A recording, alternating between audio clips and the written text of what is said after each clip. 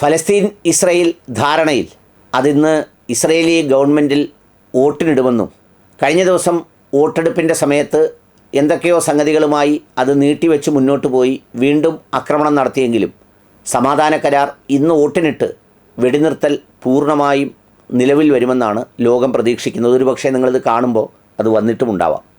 ഇവിടെ ഒരു പ്രസക്തമായ ചോദ്യം, ഇതെല്ലാം കഴിയുമ്പോൾ തുടങ്ങിയെടുത്ത് നിന്ന് എത്രത്തോളം മുന്നോട്ട് സഞ്ചരിച്ചു എന്നുള്ളതാണ്. അങ്ങേയറ്റം പോയാൽ തിരുവനന്തപുരം മുതൽ ആലപ്പുഴ വരെ മാത്രം ദൂരമുള്ള അല്ലെങ്കിൽ അത്രയും വലിപ്പത്തിലുള്ള ഒരു രാജ്യം, വർഷങ്ങളായി ഉപരോധവും പട്ടിണിയും പരിവട്ടവും ഇടയ്ക്കിടെ ആക്രമണവും നേരിടുന്ന ഒരു രാജ്യം. ആ രാജ്യമാണ് ഒരു വശത്ത്. അവിടെ സൗകര്യങ്ങളോ മറ്റുള്ള സംഗതികളോ ഒക്കെ വളരെ പരിമിതം. മറുവശത്ത് ഇസ്രയേൽ നേതൃത്വം നൽകുന്ന ആ വിഭാഗത്തിൽ ജർമ്മനി, അമേരിക്ക, UK അടങ്ങുന്ന ഒരു വലിയ സഖ്യം എല്ലാവരും കൂടി ചേർന്ന്.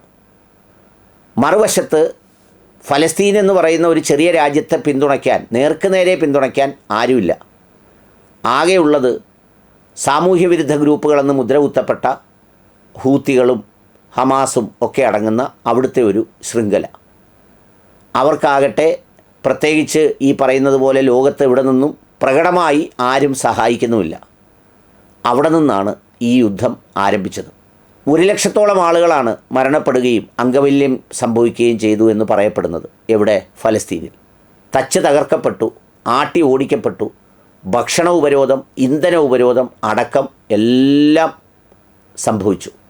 പക്ഷേ പോരാടാൻ ഉറച്ചു നിൽക്കുന്നവനെ പരാജയപ്പെടുത്താനാവില്ല എന്ന് തെളിയിക്കപ്പെടുകയല്ലേ അവസാനം വിലയിരുത്തുമ്പോൾ. അവർ ഊന്നി നിന്നിരുന്ന ഊന്നുവടി അത് തകർക്കപ്പെട്ടു, ഒടിച്ചു, പല കഷ്ണങ്ങളായി. എങ്കിലും ആ ഒടിച്ച കഷ്ണവുമായി അവർ വീണ്ടും അത് നിലത്തൂന്നി നിവർന്നു നിന്നു എന്നതാണ് സത്യം. ആരംഭിച്ചപ്പോൾ ചർച്ച ചെയ്തത് ബന്ദികളുടെ പൂർണ്ണമായ മോചനം, ഉപാധികളില്ലാതെ. എന്നുവെച്ചാൽ ആക്രമിക്കും, അവിടെ ചെല്ലും, അവരെ പിടിച്ചുകൊണ്ടുവരും. സാധ്യമായില്ല. ഇപ്പോൾ ആ ബന്ദികളെയാണ് കരാറിൻ്റെ അടിസ്ഥാനത്തിൽ മോചിപ്പിക്കാൻ പോകുന്നത്. നേരിട്ട് പിടിക്കാനോ അല്ലെങ്കിൽ ജീവനോടെ കൊണ്ടുവരാനോ കഴിഞ്ഞില്ല. ഇതിനിടയിൽ കുറേ പേർ ബോംബാക്രമണത്തിൽ മരിച്ചു. എന്നാൽ ബന്ദികളാക്കിയവരെ ഫലസ്തീൻകാരും കൊന്നതുമില്ല. അത് ഒന്നാമത്തേത്. രണ്ടാമത്തെ സംഗതി, ഹമാസ് എന്ന് പറയുന്ന ഇസ്രായേലിനെ ആക്രമിച്ച ഗ്രൂപ്പിനെ പൂർണ്ണമായും ഇല്ലാതാക്കും. അവസാനം ഈ വെടിനിർത്തൽ കരാർ ചർച്ച ചെയ്യുമ്പോൾ അമേരിക്കൻ സെക്രട്ടറി ആൻ്റണി ബ്ലിങ്കനാണ് പറഞ്ഞത്, ഇസ്രായേൽ പിൻവാങ്ങിയ സ്ഥലത്തു നിന്നൊക്കെ ഹമാസ് വീണ്ടും പുനർജനിക്കുന്നത്രേ, ഉയർത്തെഴുന്നേൽക്കുന്നു എന്നാണ് അദ്ദേഹം പറഞ്ഞത്. കൂടാതെ അദ്ദേഹം പറയുന്നു, അന്നേ പറഞ്ഞതാണ് ഇതുപോലെയൊരു ഓപ്പറേഷനുമായി ഇതേ രീതിയിൽ മുന്നോട്ട് പോകരുത് എന്ന്. ഇപ്പോൾ പറയുകയാണ് അന്ന് പറഞ്ഞത് എന്താണെന്നുള്ളത് നമുക്കറിയാം. ഏതായാലും അതാണ് അദ്ദേഹത്തിൻ്റെ സ്റ്റേറ്റ്മെൻറ്റ്. അപ്പോൾ അതും പൂവണിഞ്ഞില്ല. മൂന്നാമതായി യുദ്ധം തുടങ്ങി ഏതാണ്ടൊരു 10, 30, 45 ദിവസമായപ്പോഴേ പറഞ്ഞൊരു സംഗതി, ഫലസ്തീൻ ഇനി ആര് ഭരിക്കും എന്നുള്ളതാണ്. എന്ന് വെച്ചാൽ അവിടുത്തെ ജനങ്ങളും ആ സംവിധാനവും എല്ലാം തീർന്നു. വേറെ ഏത് രാജ്യം എന്ത് ഭരണ സംവിധാനം അവിടെ ഉണ്ടാക്കുമെന്ന് ഇസ്രായേൽ തീരുമാനിക്കും. ഇതൊക്കെ നമ്മുടെ ജോൺ സാമുവലും പിന്നെ അതുകൂടാതെ ABC ന്യൂസിലെ കുറേ പേരും ഒക്കെ പലതവണ ആവർത്തിച്ച് ഇതിനെക്കുറിച്ച് അവരിവിടെ ചർച്ച ചെയ്തു. അവിടെ ആര് ഭരിക്കുമെന്നുള്ളത്.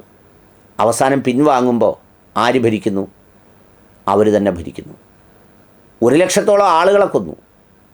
അത് പിന്നെ അല്ലെങ്കിൽ അംഗവൈകല്യം എല്ലാം കൂടി അത്രയും വരുത്തി. പിന്നെ കുറേ ആളുകളെ പല സോഴ്സുകൾ ഉപയോഗിച്ച് വധിച്ചു.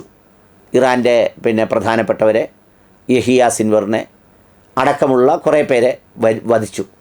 അവരാരും ഈ ജീവിതകാലം മുഴുവൻ ജീവിക്കുമെന്നും അല്ലെങ്കിൽ അത്തരമൊരു ഒഴിഞ്ഞു മാറി തിരിഞ്ഞു നിന്ന് അങ്ങനെയൊന്നുമല്ല. അവരൊക്കെ അത് പ്രതീക്ഷിച്ചവരാണ്. അവരൊക്കെ യാത്രയായി. അപ്പം ചുരുക്കത്തിൽ അവസാനം എത്തിച്ചേർന്ന് ലോകം ആശ്വസിക്കുമ്പോൾ എന്താണ് നേടിയതെന്ന് ചോദിച്ചാൽ, എവിടെയാണ് നേടിയതെന്ന് ചോദിച്ചാൽ ഞാൻ പറഞ്ഞതിലുണ്ട് ഈ ഉത്തരം. ഏതായാലും അതുകൂടി ഇതിൻ്റെ ഒടുവിൽ ഈ ചർച്ച ചെയ്തവരൊക്കെയും ചിന്തിക്കട്ടെ. റഷ്യ ഉക്രൈൻ യുദ്ധവും വേഗം അവസാനിക്കട്ടെ.